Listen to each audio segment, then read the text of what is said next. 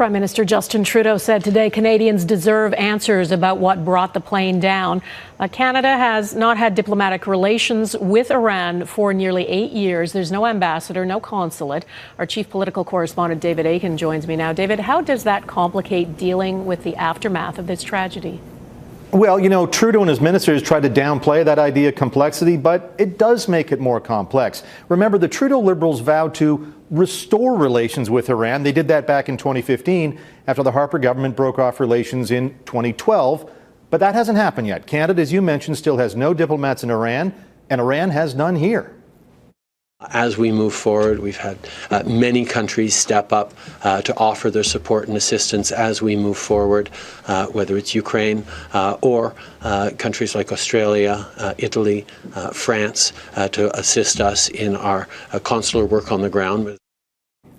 Now, today, Trudeau was on the phone speaking with U.S. President Donald Trump, French President Emmanuel Macron, and UK PM Boris Johnson, among others. And Canada's Foreign Affairs Minister, François-Philippe Champagne, he will soon be speaking with his Iranian counterpart about this. Now, nonetheless, there is an expectation both sides will rely on well-established international protocols for airplane crash investigations. The authorities on both sides will see that this is a normal investigation.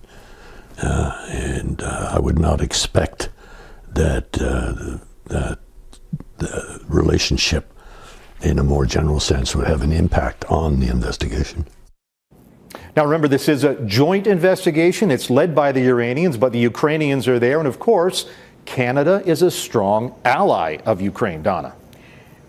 Canada has offered to provide what it calls technical assistance, David, with the investigation. What does that mean? How might that happen? That's right. And this is where the Ukrainians come in. They are very keen about Canada's offer, and they are pressing the Iranians to accept that offer. We hope that this offer would be met, will be met well by Iran, which is the leading country to conduct the investigation. And we should note, Ukraine will also be sending 2 of its planes into Tehran to assist with the repatriation of Canadian remains. And that is going to happen as soon as Iran gives Ukraine permission for those flights. David, the plane fell from the sky not long after Iran launched those missile attacks at American-occupied bases in Iraq. The region is incredibly tense. How does that play into what happens next?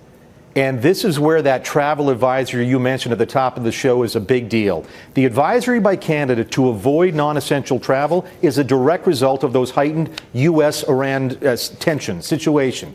And that caution could weigh heavily on the minds of Iranian Canadians who may wish to travel to the crash site to help with their mourning or to repatriate loved ones and their possessions.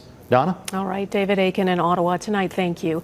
And what about the tension and threats between the U.S. and Iran? Well, today President Trump addressed the nation. He said the U.S. wants to embrace peace. The world was waiting to see whether he'd retaliate after the missile attacks. But as Jackson Prosco reports, Trump said he thinks Iran is backing away from a bigger fight. With carefully crafted airstrikes, Iran seems to have found a way to walk back from the brink of war for now.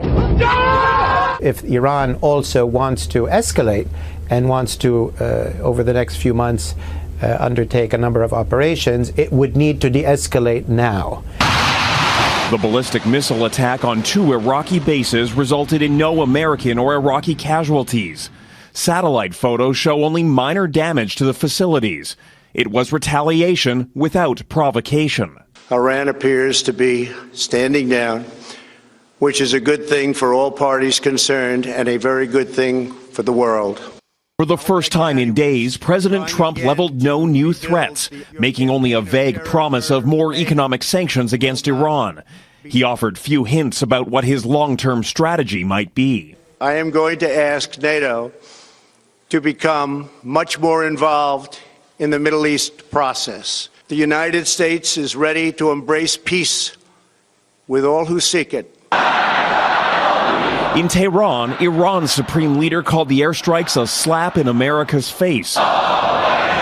The regime warned it's ready to strike again if needed. We've said very clearly that if the United States takes any further action, Iran will respond accordingly, and we will respond in a very harsh way, but proportionately. The fragile peace has raised tough questions in Washington, where lawmakers received a confidential briefing about the evidence that led President Trump to order the strike that killed Iranian General Qasem Soleimani. The administration has yet to provide proof to back claims of a looming threat to the U.S. I was utterly unpersuaded about any evidence about the imminence of a threat that was new or compelling. Even some Republicans have expressed outrage at the lack of proof offered by the administration. They say they will vote in favor of measures to limit President Trump's ability to go to war with Iran. Donna, the first such vote happens tomorrow. And Jackson, the first thing President Trump said today was that Iran will never be allowed to have a nuclear weapon. How far is he willing to go to guarantee that? Well, he's calling on the other nations that are still party to the Iran deal to pull out of that agreement as soon as possible. Remember that Trump's opposition to the Iran nuclear deal is what has brought us to this point in the first place. He is still pushing hard to get Iran back to the table to renegotiate something new. What's not clear is which side will give in first. Donna? All right, Jackson Proskow in Washington, thanks.